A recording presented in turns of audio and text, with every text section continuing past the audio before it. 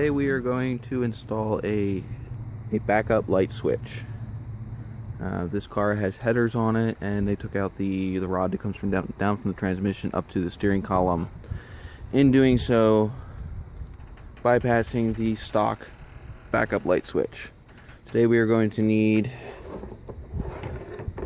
a set of drill bits, bolt, nuts, washers, the backup light switch, female ends, wires, duct tape, crimp connectors. You got your wiring tool, sorted nut drivers, a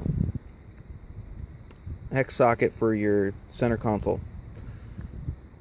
Alright, I already have most of this apart. It just looks like it's together for display purposes only.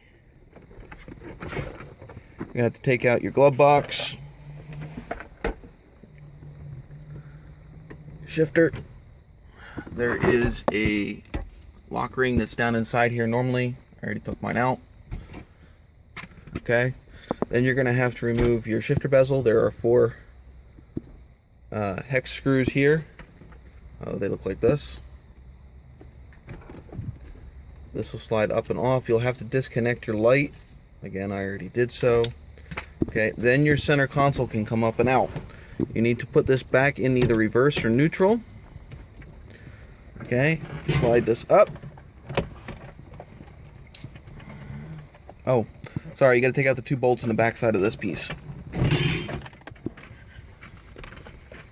Okay, I'm just gonna slide it up out of the way. I don't need it completely gone. Okay, then there are gonna be 3 bolts here. This is one of them. Okay, then this piece will come up off. Okay, we are going to install our safety switch right there. That way when this is in reverse, this bolt here will activate the switch.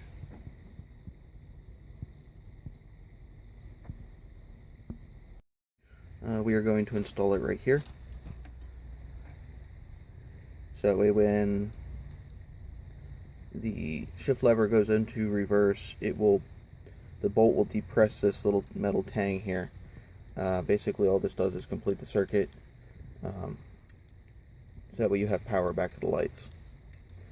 First thing we need to do is measure it out, find where to drill our holes into our shift lever here, and drill the holes. Now we have our holes drilled. And you just need to slide your bolts up through and tighten them down. I'm going to use a washer through the hole, a nut, and then 2 washers, the switch, 1 washer, and a nut to hold this thing in place. Also, you're going to have to need to put a zip tie around the switch to keep the switch up against the to keep the tang up against the switch. Otherwise, if it drops too low, it'll get stuck on the nut when you go to put it from neutral into reverse, and that would not be good for your switch.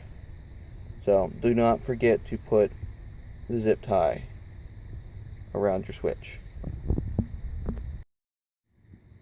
Alright, here's the switch. I also installed a piece of a pen spring to keep the tension away from the clicker, because I did find that when I put the zip tie on, it didn't want to spring back and unclick.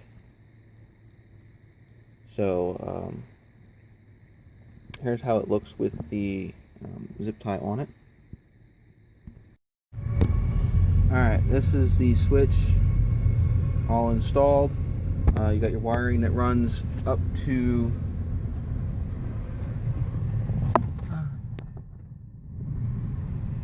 the switch. It's somewhere up in there. Oh, there it is, right there. There's the wiring running up into your green and pink wire. I don't know, do I still have the switch down here? But anyway, it's all wired up, and then all you have to do is to when you switch in reverse,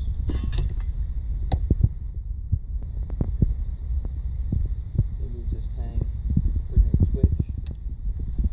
Pull out its reverse, it switches back.